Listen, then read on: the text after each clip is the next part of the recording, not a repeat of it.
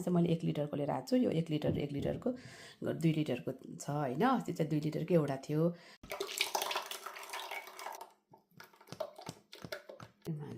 होला केही गर्नु पर्दैन, एकदम सजिलो छ। त्यसपछि अब यसलाई स्मुथली बनाइरहने।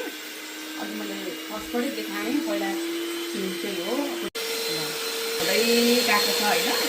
यसरी यसमा केही नगर्ने, यसरी स्मुथली चलाइरहने।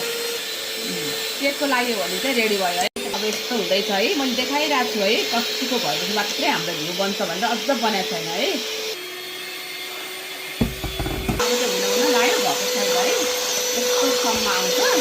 यस्तो भएपछि चाहिँ अब मेसिन बन्द गरिदियो। अब चाहिँ भयो है। अब पानी छुट्यो। अब यो पानी छुटेपछि अब यसलाई सबैतिर यसरी यो पानीलाई हामीले चाहिँ अब यसको एउटा कुरा पनि नाश हुँदैन कि। सबभन्दा राम्रो गुड पोइन्ट चाहिँ घिउ त तापसी कुराउनी पनि बन्छ अनि यो मोही पनि भयो।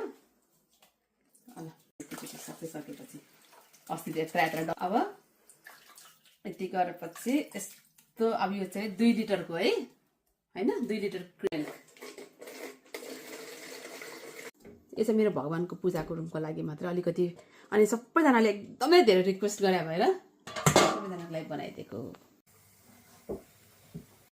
अनि घरमा कस्तो काम लाग्यो नि फेरि। अब मैले पानी राखेर हेरेँ नि अघि सर यसरी घिउ रेडी राख्दा त अघि खिच्न पारेर राखेपछि चाहिँ अनि अब सर आवाज आयो नि। अब घिउ भयो के।